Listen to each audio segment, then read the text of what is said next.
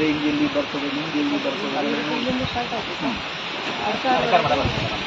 ಅಲ್ಲಿ ತನಕ ನಾಳೆಯಿಂದ ಪ್ರಾರಂಭ ಮಾಡಬೇಕು. ಮಳೆ ಬೇಕಾದ್ರೆ ಕಡಿಮೆ ಆಗ್ಲಿಕ್ಕೆ ಯಾವುದಿದ್ರು ಮಾಡೋದೇ ಇದು ಮಳೆಗಾಲದಲ್ಲೇ ಬೀಳೋದಿಲ್ಲ, ಬೇಸಿಗೆಲೂ ಬೆಳೆದಿಲ್ಲ.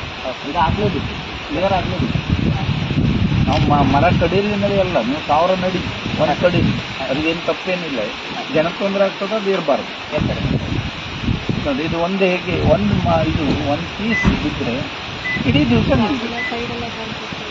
ಅಷ್ಟು ಮಾಡಿದ್ರೆ ಆಯ್ತು ಅಷ್ಟೇ. ಈಗ ಬಸ್ಸಿಗೆ ತಗ್ತದೆ, ಲಾರಿಗೆ ತಗ್ತದೆ ಇಲ್ಲ, ಇಲ್ಲಿ ಬಸ್ಸಿಗೆ ತಗೋದಿಲ್ಲ. ಇಲಾಖೆ ನಿಮ್ಮೆಲ್ಲ ಫಾರೆಸ್ಟ್ ಇಲ್ಲ ಇಲ್ಲಿ, ಯಾರು ಇಲ್ಲಿ ನೀವ ನಿಮ್ಗೆ ಕಾಣೋದಿಲ್ಲ ಇದು.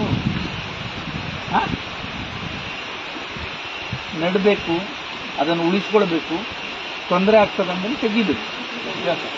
ನಾವು ತೆಗೆಯೋದ್ರಲ್ಲಿ ನಾವಿಲ್ಲ, ಮರ ಕೊಡೋದ್ರಲ್ಲಿ ನಾವಿಲ್ಲ. ಆದರೆ ಜನಕ್ಕೆ ತೊಂದರೆ ಆಗ್ತದೆ ಅನ್ನೋದು ಮಾಡಲೇಬೇಕು. ಇದು ಸುಮ್ಮನೆ ಇರ್ಲಿಕ್ಕಾಗೋದಿಲ್ಲ. ಇನ್ನು ಏನು ಎಷ್ಟು 5-5 ಕಿಲೋಮೀಟರ್ ಬರ್ತದೆ ನಾವು ಹೋಗಿದ್ರೆ. ಫಾರೆಸ್ಟ್ ಇದ್ರಿ, ಇದಿದ್ರಿ, ಏನು ಗಾರ್ಡ್ ಇದ್ರಿ, ವಾಚರ್ ಇದ್ರಿ, ಮತ್ತೇನು ಮಾಡ್ತೀರಿ? ಮರ ರೋಡ್ ಮೇಲೆ ಬಿದ್ದು ರೋಡ್ ಬ್ಲಾಕ್ ಆಗೋಲ್ಲವರಿಗೆ ಇತ್ತು ಅಂದರೆ ಮತ್ತೆ ಹೇಳ್ತೀನಿ, ನೀವು ಇಲ್ಲಿ ಕೆಲಸ ಮಾಡ್ತಾ ಇಲ್ಲ ಅನ್ನೋದೇ ಅರ್ಥ.